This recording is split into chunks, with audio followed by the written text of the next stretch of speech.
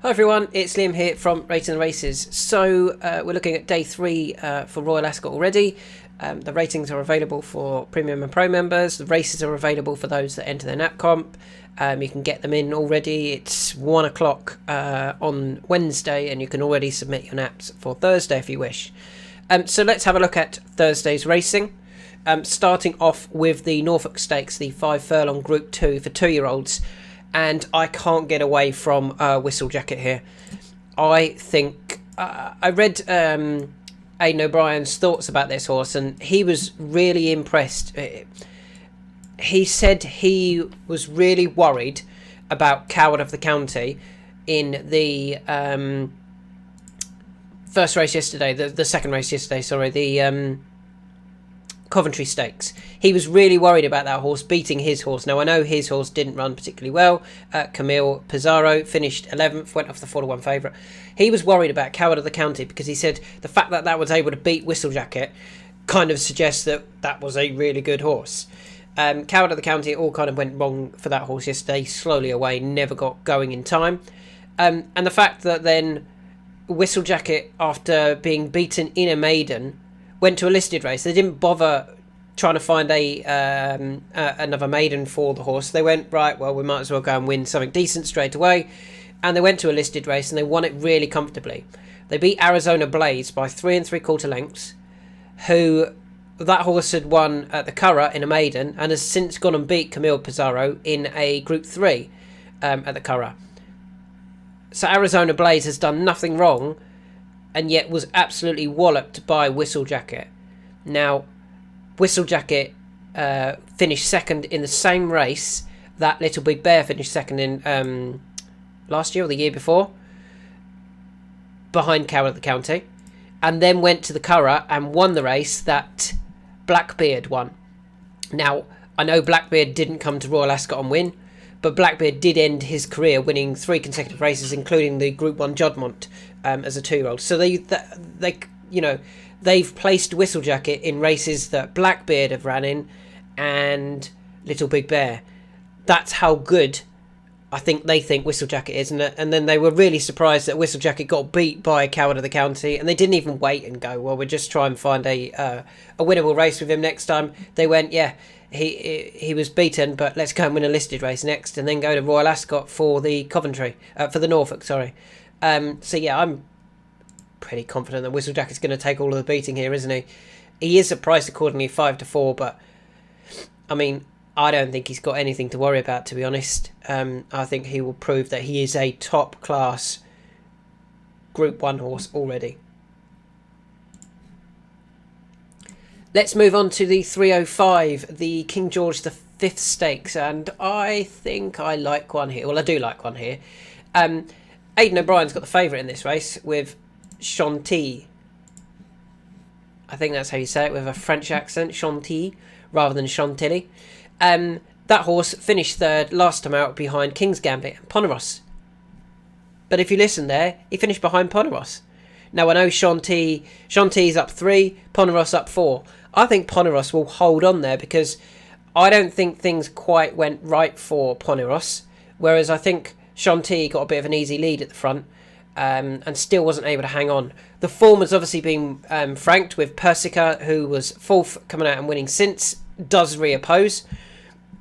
Persica from there was rated 92, is now rated 101, so that's up 9 after finishing 4th. Chantilly up 3 after finishing 3rd. Poneros up 4 after finishing 2nd.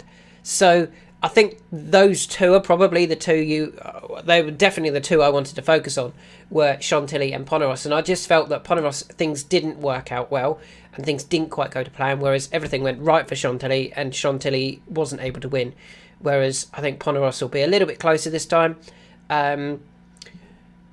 I think the extra trip will really suit Poneros. I don't think it will suit Chantilly as much. The fact that they went forward on Chantilly. Now, I know you could be saying, yeah, but they wanted to bring his stamina into play. But it didn't work. Whereas I think Poneros was weighted out the back, and it was more of, not that he was weighted out the back, it's that he couldn't keep up. And I think the further he goes, the better he will be. So I'm quite a fan of Poneros in the King George V Stakes. I do think Chantilly is the danger, and I do think that is the strong form line. Persica, Poneros and Chantilly are the three that I think will frank that form, and I think King's Gambit will frank that form a little bit later as well. That London Gold Cup, I think, is the form that will prove strongest here. Moving on to the 345, the Ribblesdale Stakes, and I cannot get away from Diamond Rain here. It's one of those obvious ones that I think, yeah, I think she's going to go and win it. I thought her debut effort at Ascot, she's got a win under her name, under her belt at Ascot, beating Shahar, and she didn't get the clearest of runs. She was slowly away, still too good for them.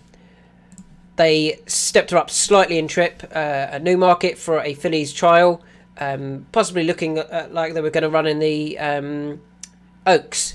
She didn't, but she comfortably beat Ejabaya, and she comfortably beat Ciola. Now, Ciola, I kind of feel, is the form line here, and the angle that why Diamond Rain is the right favourite and is going to take all of the beating. Now, Kalpana is second favourite, and Kalpana is another judgment horse. I think they thought Ciola was their best 3-year-old filly. After winning at Sandown over 1 mile and 2, they went to Newbury. It didn't work, or, she wasn't good enough. She was nowhere near good enough to beat Diamond Rain. And I think if they're just throwing another one at Diamond Rain to try and get a beat, rather than running Ciola again and going, we're going to try and beat you with Ciola. Ejabaya obviously has come out and won since. It was a very comfortable win at Salisbury in a fillies novice stakes. Totally expected. Went off 2-5. So that's not the form line really to be interested in. I think the Ciola was Juddmont's best chance of beating Diamond Rain. I don't think Kalpana is. Yet they're just running Kalpana here, hoping that maybe they can get a bit closer potentially. But I just can't get away from Diamond Rain. Got course form.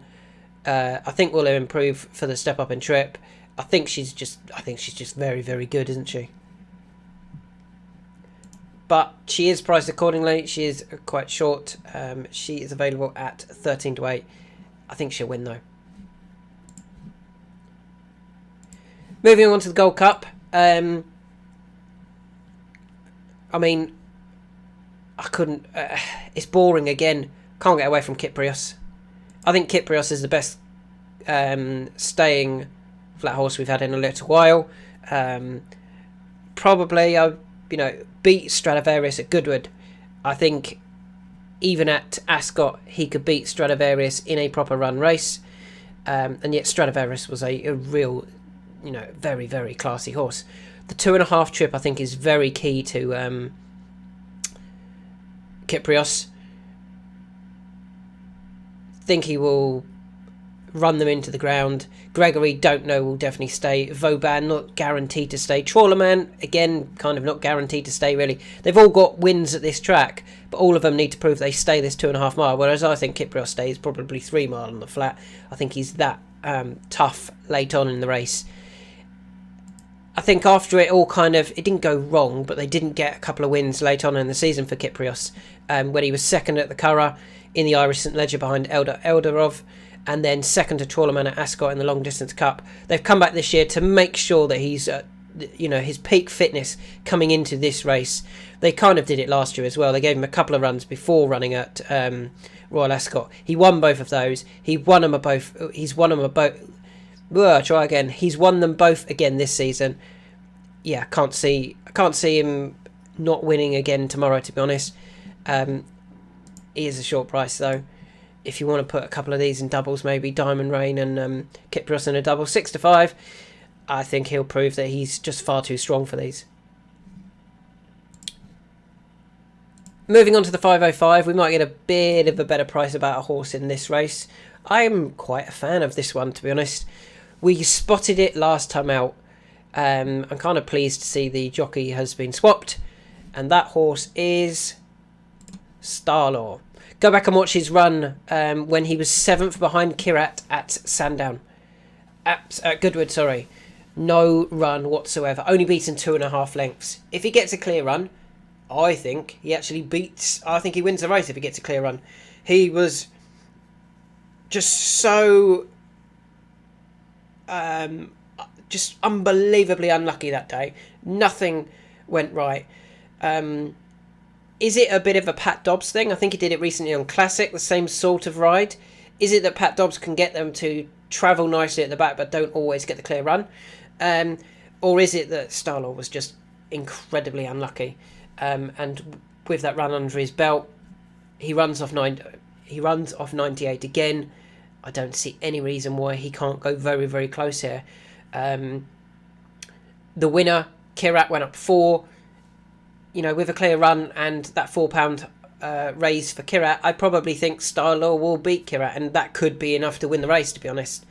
I actually think the third horse for Connections, has it just got in as well? Lautrec, Militus and Bergamasco, were they 8, 9, and I think it's just got in, hasn't it? The third one. That would be the other one that I was kind of interested in. Lautrec with the blinkers on for the first time for John and Thady Gosden. Down, where is it? This one here. But I'm only going to do the one. We're only going to go for Starlaw. I think with a clear run, Starlaw's going to go very, very close here. And we can currently get about Starlaw 14s. I think he should be nearly favourite on the back of that, to be honest. I thought he was very, very unlucky last time out. We move on to the Hampton Court Stakes, and I've kind of mentioned who I'm going to be selecting here. It's a bit of an obvious one. It's King's Gambit. I think that form of the London Gold Cup is going to work out really, really well. I don't think any of the others are quite as progressive. I don't think they're... I just don't think they're as good. I think King's Gambit, although he's only rated 107 at the moment, after tomorrow I think he will be much higher rated. I think he is the best horse in this race. They got him into a handicap somehow. You know, he was so well handicapped for that London Gold Cup. Went off 7-2 favourite. It looked a really good race beforehand, and then he still went off 7-2 favourite. I think it was just a very, very good race. And they were all group horses probably in behind, which is good for us. You know, we're on Poneros in the first race, so hopefully we've got the right idea there. I think King's Gambit will love the trip. Obviously, has already won over this trip, and yeah, I think he's gonna take all of the beating here, isn't he? Currently available at 85-40. What ridiculous odds is that? 85-40. No, 9-4. 85-40, shorter than that. 9-4. Currently available at 9-4. We don't include the outlier 5-2 in our estimations. And finally, we move on to the 6:15. I've got through these a bit quicker today. Hopefully that's better for some of you. Who do I like here? I like 2. I've mentioned them before in videos, and I'm still pretty keen on them. The first one we're going to talk about is Fresh, who is very well handicapped on his best form. On his best form, he's currently rated 92. He'd previously been running at the likes of Ascot before. He's even won a handicap off 102. He's running off 92. He's £10 lower. Hayley Turner always seems to pop up with something in a handicap at Royal Ascot. Hopefully this is one of those that goes really close. Got some really good form, as I mentioned. He's won off 98 at Ascot. He's won off 102 off at Ascot. He's finished 5th off 101. Yes, it's not quite been going to plan recently, but I thought his last time out effort when he was 5th, not beaten that far at Haydock behind Bucker Bay, was a very good run for him. He looked outpaced. He ran on quite nicely at the end. I think he's back into form at the right time with Royal Ascot in mind. And yeah, he gets in. I mean, if he was this rating last year, he'd be nearly favourite, wouldn't he? Even off the back of a couple of poor runs at Kempton and Ascot. He ran in the Wokingham last year off 101. He finished 5th, beaten 2 lengths. He runs here off 92. I think he's got a massive chance, to be honest. And the second one, we have done a whole blog post about this one. That is Takarib Bay, and do you know what?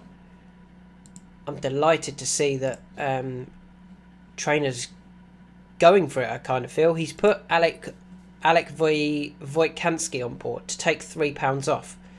Do you know how well handicapped that means he is?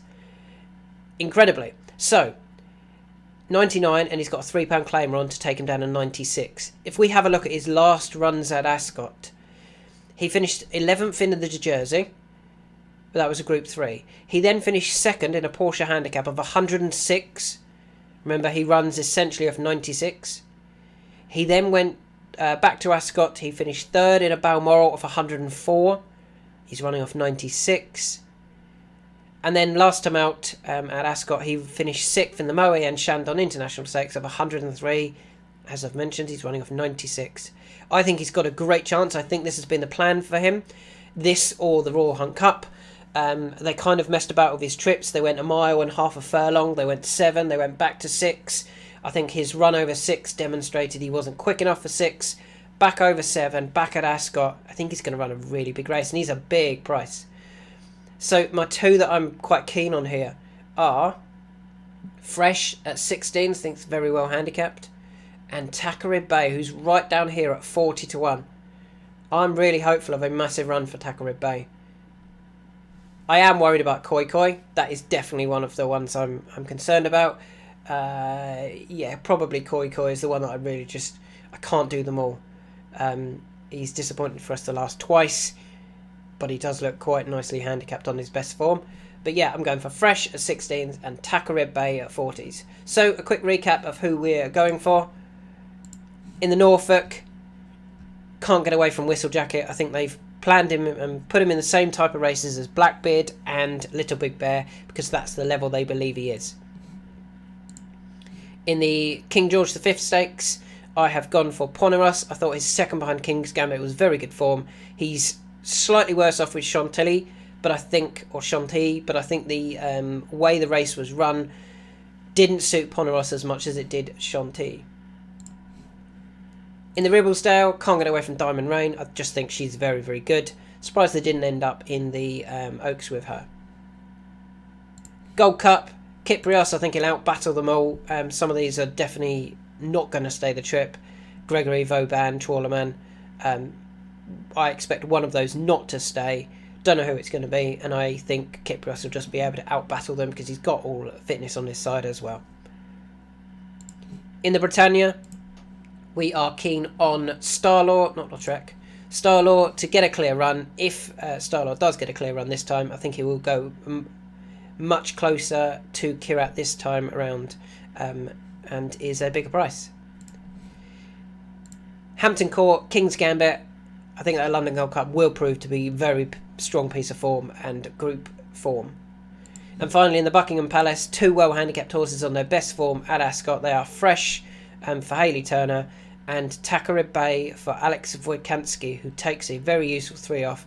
We've done a whole blog post about him, so hopefully he can prove us right in the Buckingham Palace Stakes.